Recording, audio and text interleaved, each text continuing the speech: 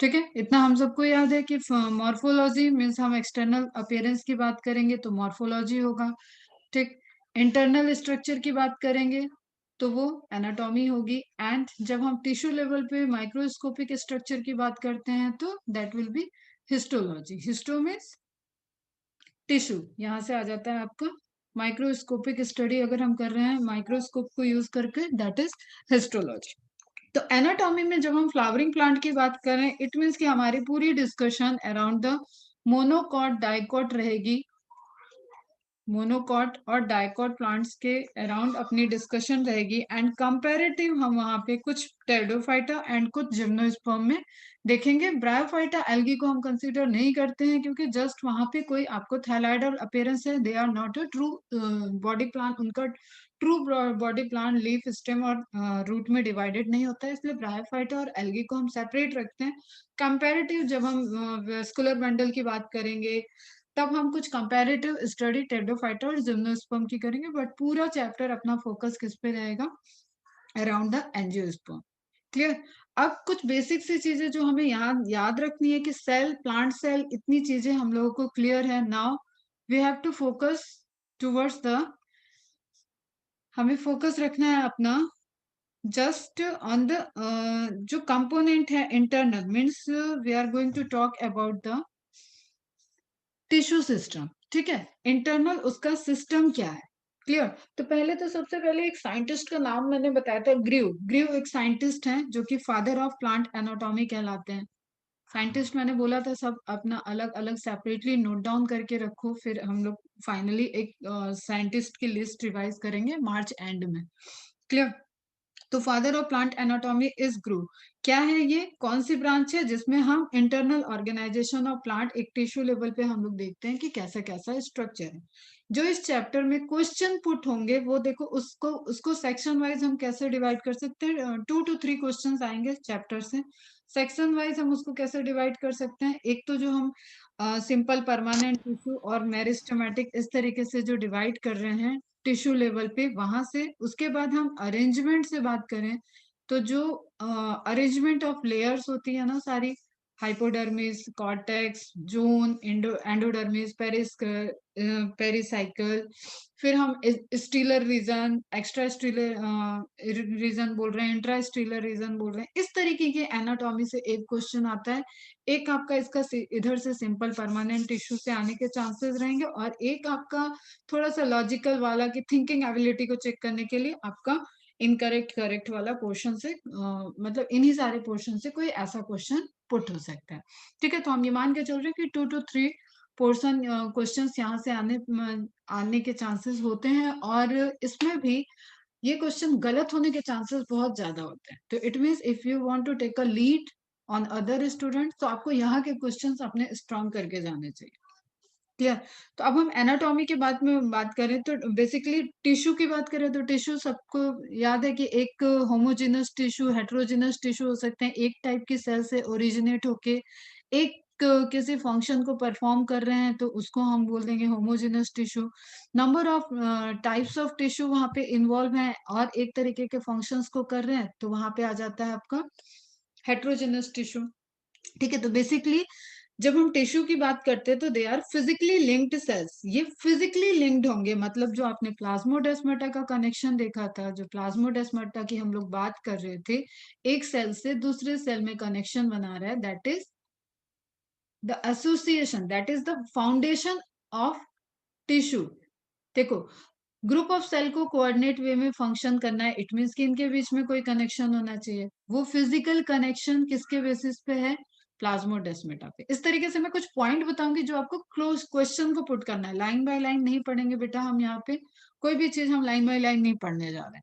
ठीक है, तो जब हम प्लांट के लेवल पे बात करते हैं तो टेक्निकली हम ऑर्गन सिस्टम नहीं बोलते हैं यहाँ पे, they are tissue system. But question आपको अगर ऑर्गन पे पूछेगा तो leaf is organ, stem is another organ and root is another organ. ठीक है, बट मोर एक्यूरेटली अगर आपको ऑप्शन में टिश्यू सिस्टम दे रखा है तो you go for the tissue system. Clear. अब हमें पता है कि जब टिश्यू की बात हो रही है इट मीन्स कि यहाँ पे टिश्यू के फॉर्मेशन का कोई रीजन होगा। ठीक है, कोई ऐसा जोन होगा जो कि इस टिश्यू को फॉर्म कर रहा है। जैसे सेम एज एनिमल में एक एम्ब्रियो के फॉर्मेशन, जाइगोट और एम्ब्रियोनिक डेवलपमेंट के बाद कोई फीटस डेवलप हो रहा है, नई बॉडी डेवलप हो रही है, उसी तरीके से यहाँ पे भी तो फर्टिलाइजेशन हुआ था, मेल एंड फीमेल गैमेट का फ्यूजन हुआ, जाइगोट का फॉर्मेशन हुआ है एंड उसके बाद डेवलपमेंट, एम्ब्रियोनिक डेवलपमेंट स्टार्ट हो रही है। बट यहाँ पे रेडिकल और प्लिम्यूल, अब इसको तुम लोग रिलेटेड भी करते चलोगे हार्मोन फिजियोलॉजी वाले चैप्टरों से। ठीक है, रेडिकल और प्लिम्यूल जो प्रेजेंट था उससे root and shoot system develop होने जा रहा है। इट मीन्स कि यहाँ पे कुछ ऐसे सेल्स हैं जो कि अनडिफ्रेंशिएटेड है, मतलब जिनका जो अभी स्पेशलाइज नहीं है, वो डिवाइड करेंगी तब किसी स्पेशलाइज्ड सेल में, specialised group of cell specialised tissue system में कन्वर्ट होंगी। वो सेल क्या होंगे, कलेक्टिवली हम उसको क्या बोलेंगे बेटा, मेरिस्टेमेटिक सेल्स या मेरिस्टेमेटिक टिश्यू। क्लियर।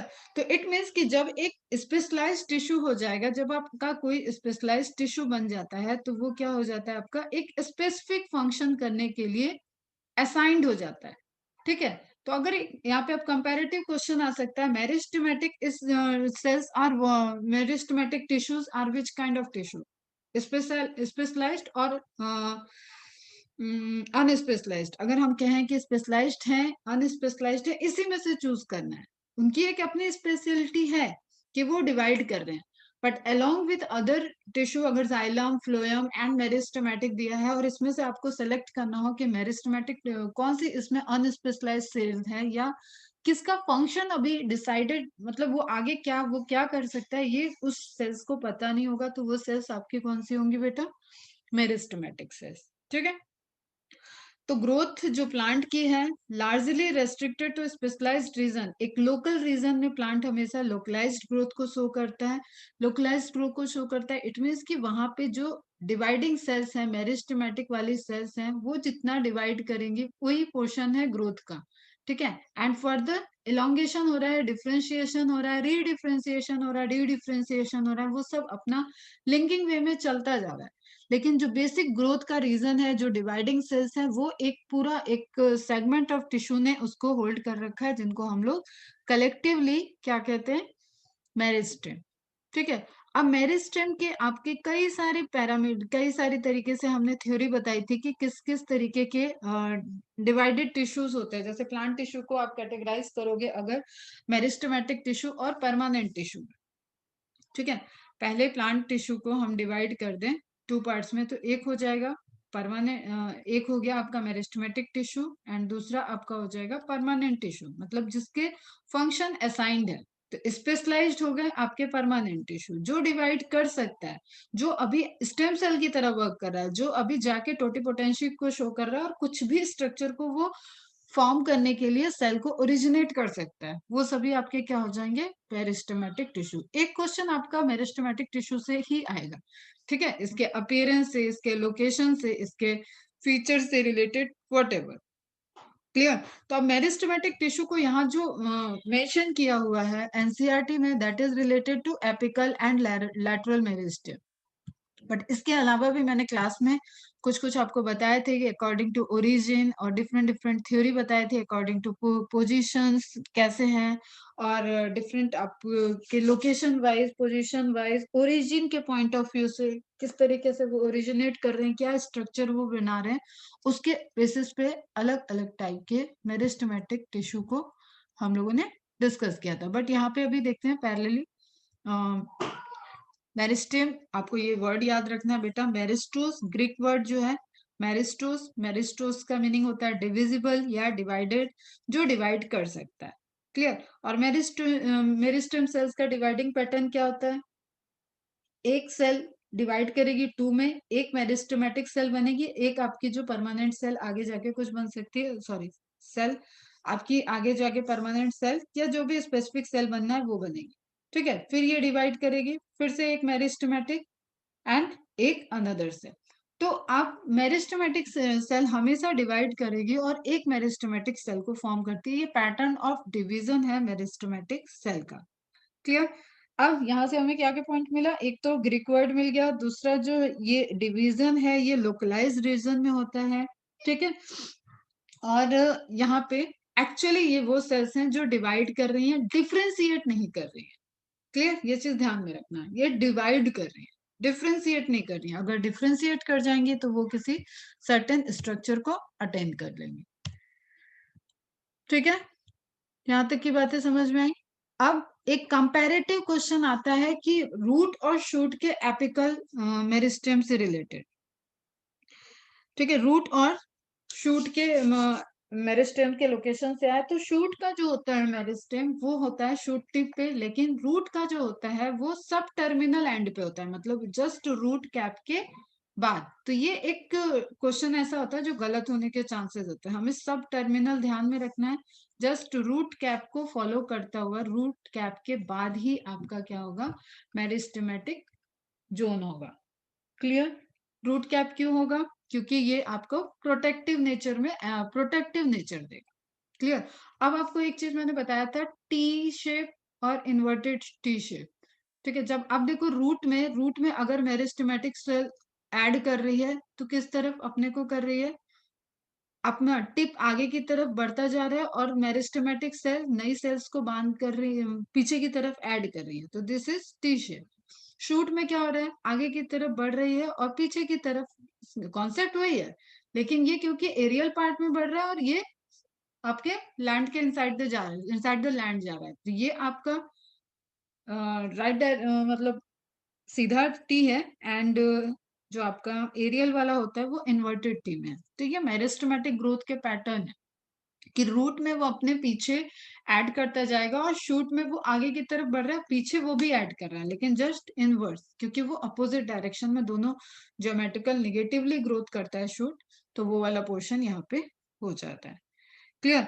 फिर और क्या था, meristematic according to origin and development, इसको मैंने बताया था तुम्हें कि एक होता है प्रो मेरिस्टेम, जैसे एकदम इनिशियल मेरिस्टेम को बनाने वाला, तो मेरिस्टेम का प्रिकर्सर प्रो मेरिस्टेम, देन आपका प्राइमरी मेरिस्टेम, फिर आपका जो लैटरल डिवीजन करता है वो क्या हो जाता है बेटा, सेकेंडरी मेरिस्टेम। ठीक है, फिर आप पोजीशन के अकॉर्डिंग बात करो तो एपिकल, एपिकल आगे की तरफ जो मूव करता रहता है, फिर वो साइड में जैसे जस्ट सपोज इस तरीके से मूव कर रहा है, तो साइड में उसके कुछ पॉइंट्स रह गए, कुछ मेरिस्टेमेटिक सेल्स रह गई जो बाद में जो डिवाइड कर सकती हैं। ठीक है, जो यहाँ से ब्रांचिंग को फॉर्म करेंगे, ये लेटरल नहीं है, तो ये क्या हो जाएंगे बेटा, आपकी एक्सिलरी मेरिस्टेम। तो एक्सिलरी मेरिस्टेम हो गई। क्लियर? फिर एक आता है ब्रांच निकल रही है पूरी, तो लैटरल ब्रांच। फिर एक आपका कि अगर टिप को ग्रेजिंग कर दिया, कैटल्स वगैरह खा लिया, तो फिर वो जैसे ग्रास के केस में, तो फिर से वो ग्रोथ कर जाएगी, अदरवाइज अगर टिप पे ही होगा मेरिस्टेम जोन तो वो बढ़ेगी ही नहीं वहां से, तो ये वाली आपकी हो जाती है इंटर कैलोरी। क्लियर? तो अगर हम यूनिक फीचर्स की ही सिर्फ बात करें तो यूनिक फीचर्स क्या क्या हो गए बेटा, देखो, एक तो ये बहुत कॉम्पैक्टली अरेंज होती हैं। ठीक है, इनके बीच में एयर स्पेस नहीं होता है। फिर इनके पास सेंट्रल वैक्यूल नहीं होता है, क्योंकि ये पूरी हाईली एक्टिव है। देखो, जो क्वेश्चंस आएंगे उसको हम डिस्कस कर रहे हैं बेटा, ये बहुत हाईली एक्टिव सेल्स होती हैं, डिवाइडिंग रेट इनका हाई होता है, ये डिवाइड कर रही हैं कंटिन्यू, तो इनको सेल सैप और अपने अंदर सेल सैप इकट्ठे करके अपनी एक्टिविटी को डाउन करने की जरूरत ही नहीं है, जो कि एडोप्टेशन है एक तरीके से प्लांट के अंदर, कि वो अपना जो क्रिएटेड फोटोसिंथेसिस का फूड है वो सब खुद ना यूज करें, स्टोर फॉर्म में रहे। दैट्स वाई वहां पे सेंट्रल वैक्यूल ने एक लार्ज स्पेस को कवर कर रखा है। तो मेरे स्टेमेटिक सेल्स कॉम्पैक्टली अरेंज्ड होती हैं, उनके बीच में कोई इंटरसेलुलर स्पेस नहीं होता है। एंड अभी क्या बताया मैंने, क्या बोल रहे थे, सेंट्रल वैक्यूल अब्सेंट होगा, ये सब फीचर्स हैं आपके मेरिस्टेमेटिक सेल के। और कंटिन्यू डिवाइडिंग सेल होंगी, टिप पे प्रेजेंट होंगी, मोस्टली कहाँ टिप पे, शूट टिप पे, और सब टर्मिनल एंड पे रूट पे पड़े होंगे, या आप उसको शूट टिप और रूट टिप कह सकते हो। और आपको याद ये रखना है कि रूट कैप के जस्ट पीछे होंगी, क्योंकि रूट कैप एक प्रोटेक्टिव कवरिंग होगी। और नेचर कैसा होगा इनका, हेट्रोजिनस या होमोजिनस अगर पूछता है तो होमोजिनस नेचर का होगा। ठीक है, बहुत सेल वॉल इनकी अभी सेकेंडरी डिपोजिशन की जरूरत नहीं है, तो प्राइमरी सेल वॉल होगी। प्राइमरी सेल वॉल है तो किस चीज की बनी होगी, सेलुलोज की बनी होगी, हेमिसेलुलोज, पैक्टिन। और अभी इनिशियल प्राइमरी सेल है, तो सबसे प्रोमिनेंट अगर पूछा जाए, ये क्वेश्चन आता है, तो that is cellulosic cell wall. ठीक है, सेलुलोजिक सेल वॉल प्रेजेंट होगा। समझ में आया यहाँ तक?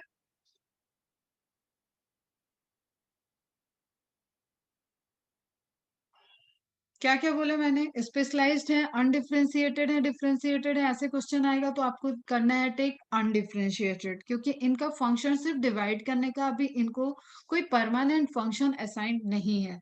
फिर मैंने बताया होमोजिनस नेचर की होंगी, इनकी वॉल जो होगी, सेल वॉल जो होगी, उस पे कोई सेकेंडरी डिपोजिशन नहीं मिलेगा, एकदम थिल है, फास्ट डिवीजन करना है।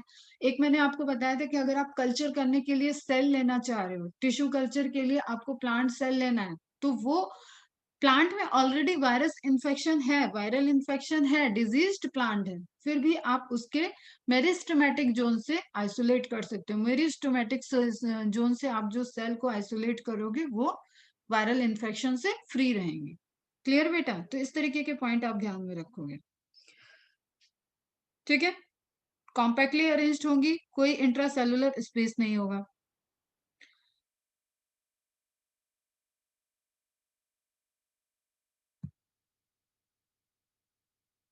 कोई डाउट यहाँ तक? इससे रिलेटेड हम एक इमेज देख लेते हैं, फिर नेक्स्ट टॉपिक पे चलते हैं।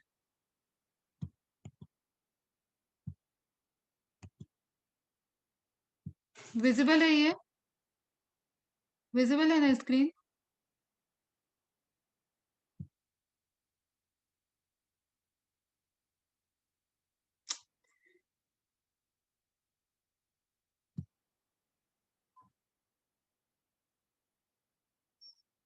ठीक है, apical, intercalary and lateral meristem. Apical meristem की बात करें तो जब तक कोई प्राइमरी ग्रोथ कर रहा है प्लांट, तो उसका मेरिस्टेमेटिक जोन सबसे ज्यादा जो एक्टिव होगा वो एपिकल मेरिस्टेमेटिक जोन होगा, मतलब हाइट को बढ़ाने में। ठीक है, लैटरली जो ब्रांचेस निकल रही है वो लैटरल ग्रोथ के लिए हो गया बेटा, ब्रांचिंग। एक्सिलरी ब्लड, उसमें भी मोर स्पेसिफिक जो होंगी वो एक्सिलरी ब्लड होंगी।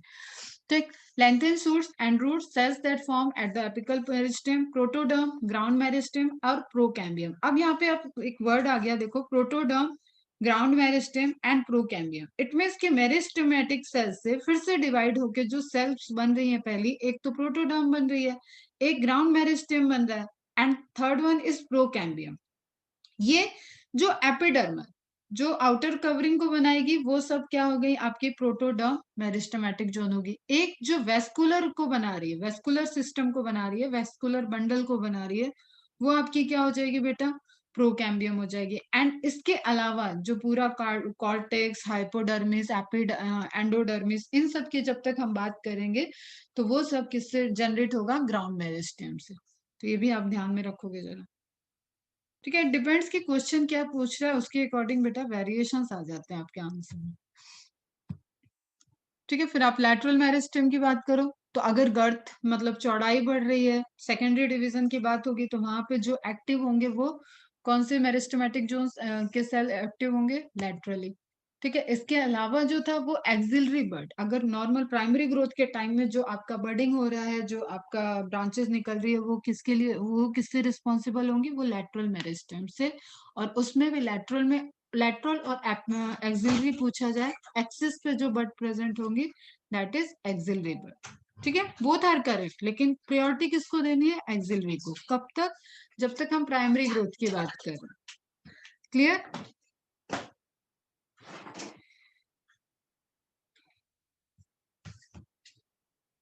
नाउ नेक्स्ट हम अगर बात कर रहे हैं परमानेंट टिश्यू की। परमानेंट टिश्यू इट मीन्स कि वो डिफ्रेंशिएट हो चुका है, स्पेसिफिसिटी को अटेन कर चुका है। क्लियर?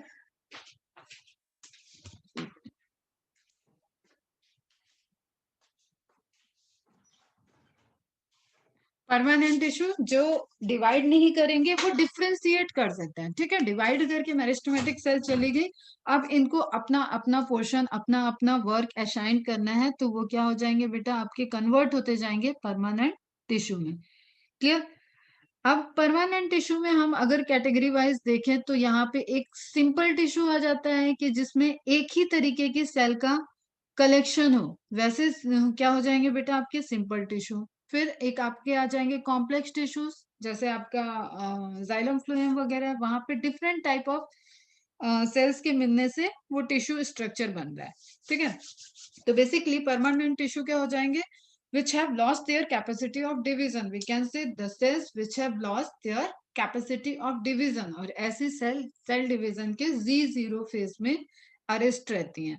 क्लियर है बच्चा, ठीक है। अगर हम सिंपल परमानेंट टिश्यू की बात करें तो हमें पता है कि मोस्ट ऑफ द जो बेसिस है जो एनाटॉमी का, दैट इज पैरेन्काइमेटस सेल, ठीक है।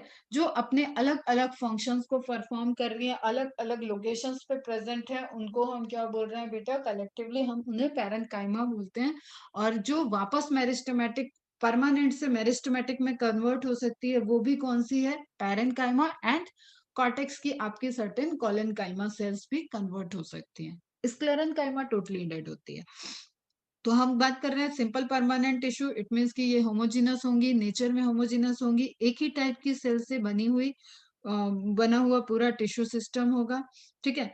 3 टाइप के होते हैं mostly, parenchyma, collenchyma and sclerenchyma.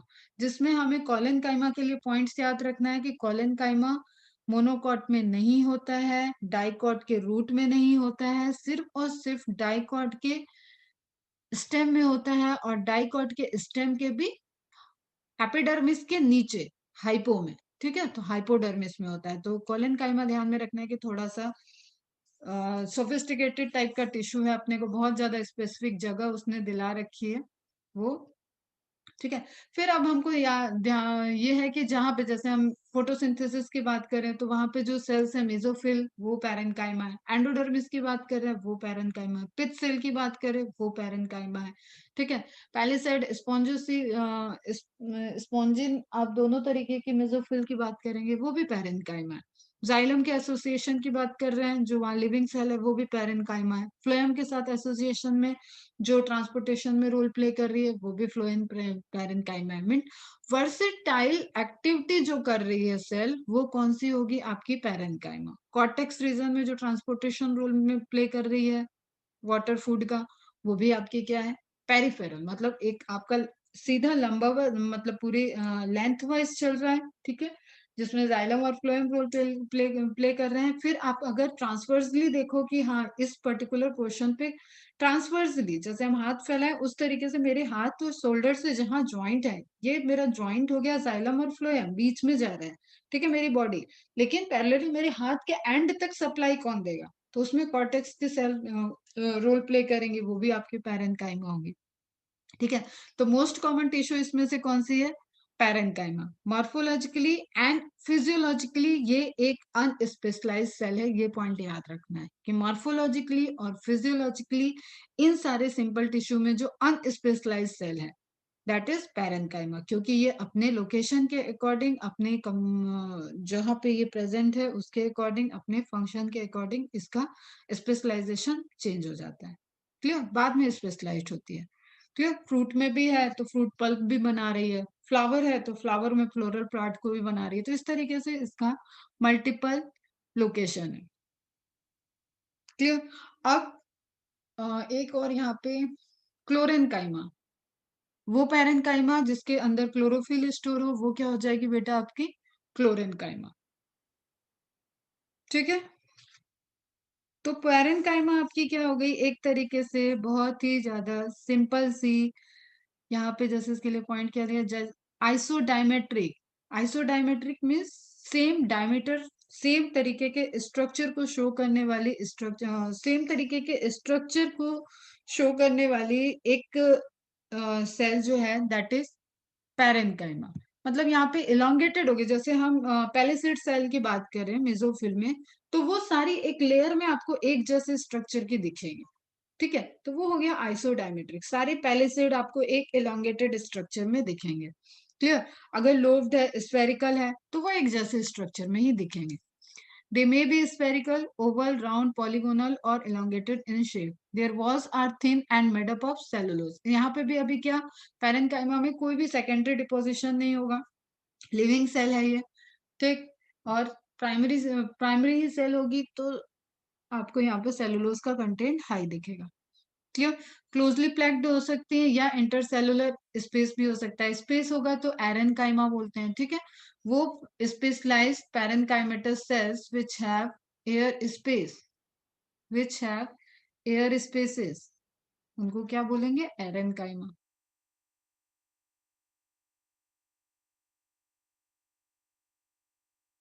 Aerenchyma. ठीक है, यहां तक चीजें समझ में आई। इनके बीच में फिर से कनेक्शन के लिए क्या होगा बेटा? आपका प्लाज्मोडेस्माटा होगा। क्लोरोफिल प्रेजेंट है, क्लोरोप्लास्ट बियरिंग है, तो वो क्या हो जाएंगी? आपकी क्लोरेनकाइमा हो जाएंगी। Collenchyma different, chlorenchyma different. और ये सिर्फ क्लोरोप्लास्ट से याद आया कि मेरिस्टेमेटिक जोन कह रहे हैं, मेरिस्टेमेटिक सेल्स में प्लास्टिड नहीं प्रेजेंट होते हैं, प्रोप्लास्टिड प्रेजेंट होते हैं। ये भी एक क्वेश्चन है। प्रोप्लास्टिक मतलब प्लास्टिड के प्रिकर्सर। तो वेल डेवलप्ड प्लास्टिड नहीं दिखेंगे आपको मेरिस्टेमेटिक सेल्स में, वहां पे प्रोप्लास्टिड दिखेंगे। तो अब पैरेन्काइमा अपने लोकेशन के अकॉर्डिंग डिफरेंट डिफरेंट फंक्शन कर रही है। स्टोरेज में रोल प्ले कर रही है, अगर वो कॉर्टिकल रीजन में प्रेजेंट है तो स्टोरेज में रोल प्ले कर रही है। फोटोसिंथेसिस कर रही है, अगर वो लीफ में प्रेजेंट है, मेसोफिल की बात की है। सेम वे में सिक्रीशन कर रही है, अगर वो कोई ग्लैंडुलर सेल का पार्ट है तो सिक्रीशन भी करेगी। एक्सक्रीटरी मटेरियल का भी रोल प्ले कर रही है तो एक्सक्रीशन में। तो number of functions perform by the parenchyma sales. और ये इसका आप वर्सेटाइल एक लोकेशन इमेजिन कर सकते हो, जहां जहां आप सोच रहे हो वो हर जगह पे प्लांट सेल में लिविंग सेल्स जो प्रेजेंट है वो पैरेन्काइमा प्रेजेंट है। इट मीन्स कि most of the physiology conducted by the parenchymatal sales.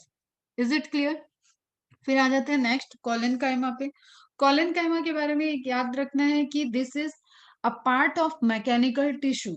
It means कि यहाँ पे कुछ डिपोजिशन होगा। ठीक है, अनइवन, ये कोलेनकाइमा की सेल दिख रही है, अनइवन थिकनेस दिखेगी, जैसे ये कॉर्नर पे आपको थिकनेस दिख रही है। फिर एक इंपॉर्टेंट इसके लिए पॉइंट बताया था मैंने, फैसेट्स का।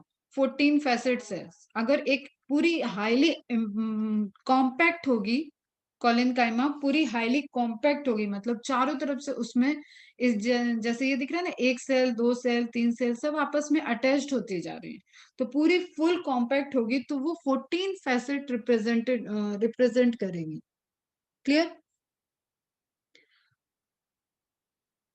और फिर आपको यहाँ पे कोलेनकाइमा का डिपोजिशन हो गया, लेकिन ये डिपोजिशन सेकेंडरी नहीं होता है, ये भी प्राइमरी डिपोजिशन होता है। तो क्या क्या होगा बेटा? ये भी क्वेश्चन बनता है, यही कई पॉइंट होगा इसमें।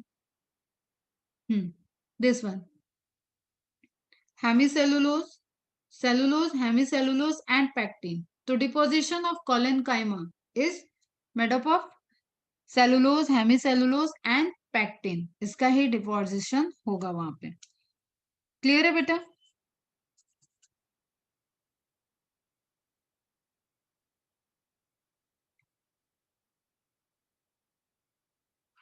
तो कॉलिन काइमा, क्लोरिन काइमा ध्यान में रखना है अपने को।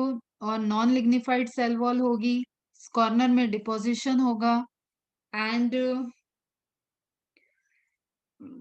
और क्या हो सकता है?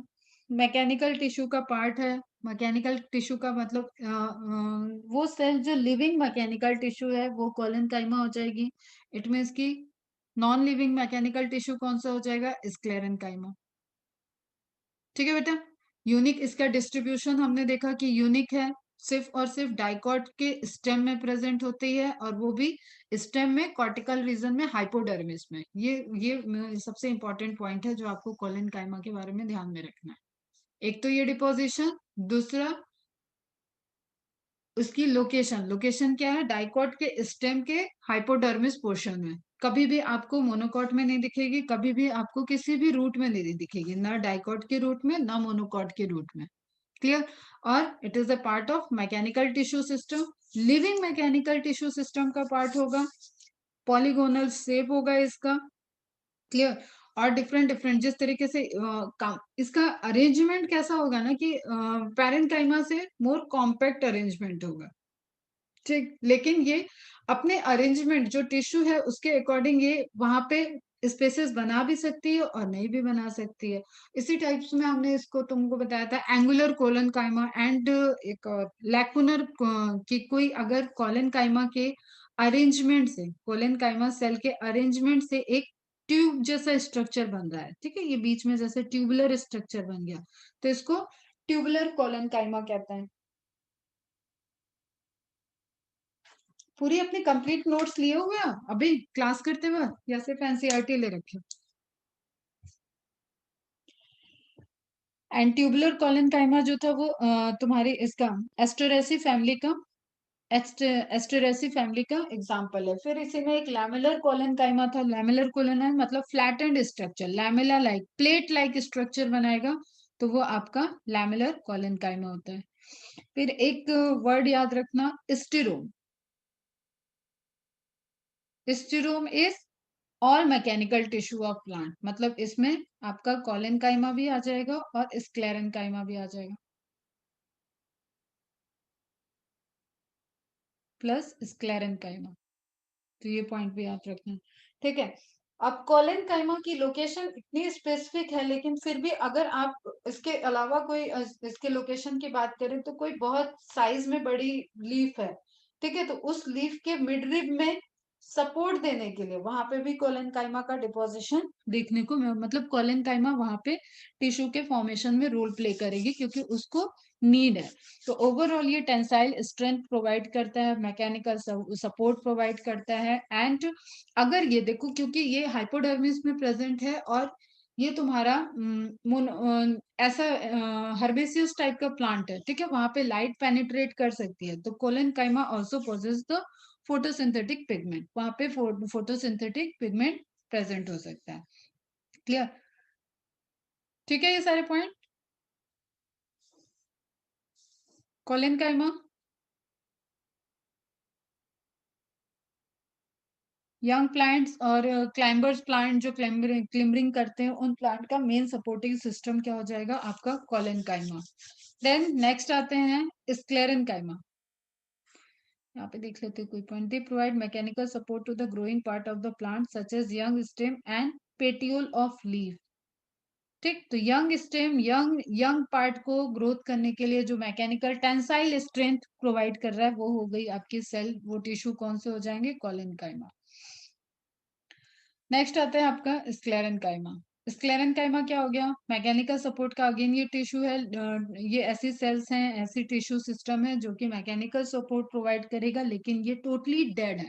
डेड है इट मीन्स कि यहाँ पे आपका डिपोजिशन रोल प्ले कर रहा है। तो एक आपको कंपैरेटिव हमेशा ध्यान में रखना है बेटा, कंपैरेटिव स्टडी। कोलेनकाइमा और स्क्लेरेनकाइमा में कंपैरेटिव क्वेश्चन आ सकता है।